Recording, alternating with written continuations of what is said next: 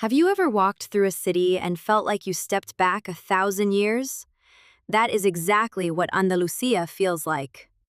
This is the region where Moorish palaces rise above whitewashed villages, where flamenco spills out of candlelit bars at midnight, and where the food, oh, the food, will ruin every other meal you ever eat. And in this video, I am going to show you everything you need to know before your trip to Andalusia, so you can experience all of it like a local, not a tourist. Let's go. Andalusia is the southernmost region of Spain, and it is absolutely massive. We are talking 8 provinces, hundreds of white villages, ancient Roman ruins, Moorish palaces, Atlantic beaches, and Mediterranean coastline, all packed into one region. But here is the thing most first-time visitors get wrong. They try to see everything and end up seeing nothing properly. So in this video, I am going to give you a smart, focused guide to the best of Andalusia. We will cover the top cities, the best time to go, how to get around, what to eat, and the apps you absolutely need on your phone before you land. And if you want the full written version of everything in this video, the complete guide is linked in the description. Right, let's start with the cities. Seville is your first stop, and honestly, it might be your favorite. This city has it all. Stunning Moorish architecture, the most passionate flamenco scene in the world, incredible food, and an energy that is difficult to describe until you have felt it yourself. The 2 things you absolutely cannot miss are the Real Alcázar Palace and the Seville Cathedral. The Alcázar is one of the most beautiful buildings in all of Spain. It is like walking through a living, breathing work of art. And the cathedral is one of the largest Gothic cathedrals in the world. Give Seville at least 2 to 3 days. Trust me, you will not regret it. Next up is Granada, and this is where you will find the most visited monument in all of Spain, the Alhambra. Now listen very carefully to this part. Alhambra tickets sell out 3 months in advance during peak season. Not days, months. The moment you decide you want to visit Granada, you need to go to the official Alhambra website and book your tickets. Set a phone alarm for 90 days before your visit date and buy them the minute they go on sale. The 2026 general admission ticket is €19, and it includes the Nasrid Palaces, the Generalife Gardens, and the Alcazaba Fortress. Do not leave this to the last minute. You have been warned. Córdoba is often the most underrated city in Andalusia, and that is a shame because it is absolutely extraordinary. The Mezquita, a cathedral built inside a mosque, it is a physical reminder of Andalusia's layered history, and it is worth the trip to Córdoba on its own. 1 to 2 days is enough to see the highlights, and it connects perfectly by train to both Seville and Granada. Málaga is your arrival and departure point for most visitors. It has the main international airport. But do not just pass through.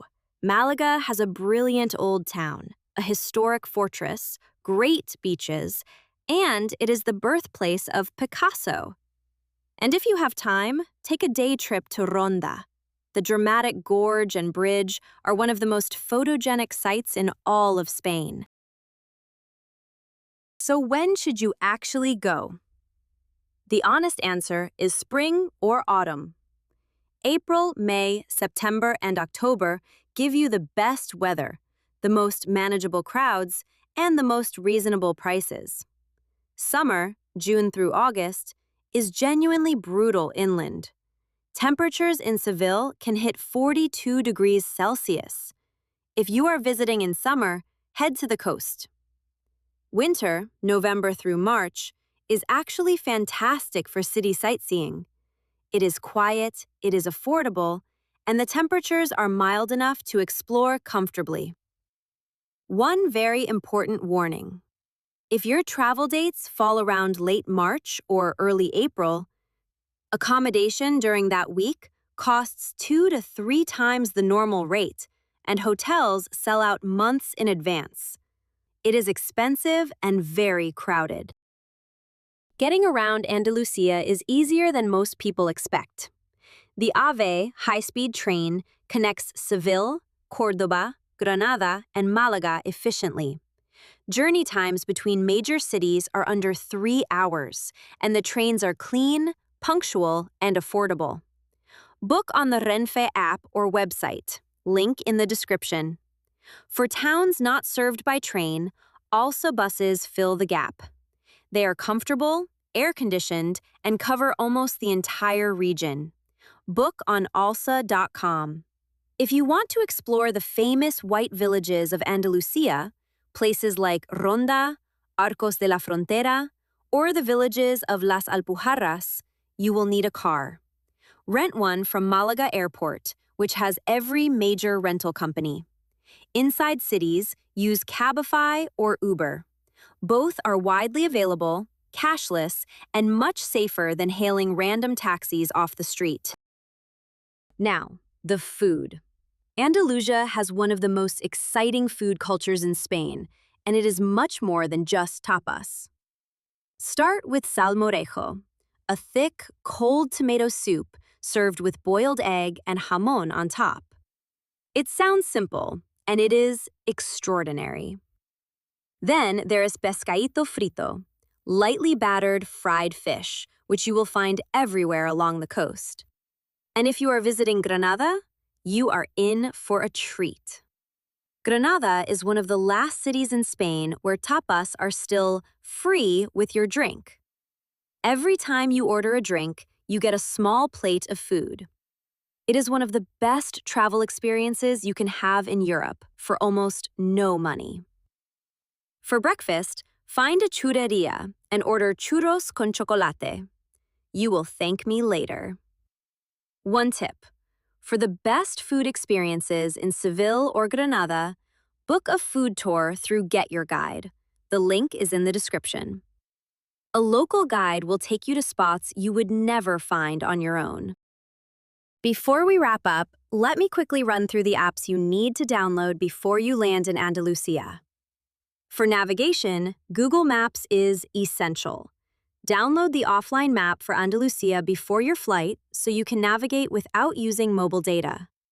If you are driving, Waze is better. It gives you real-time traffic and speed camera alerts.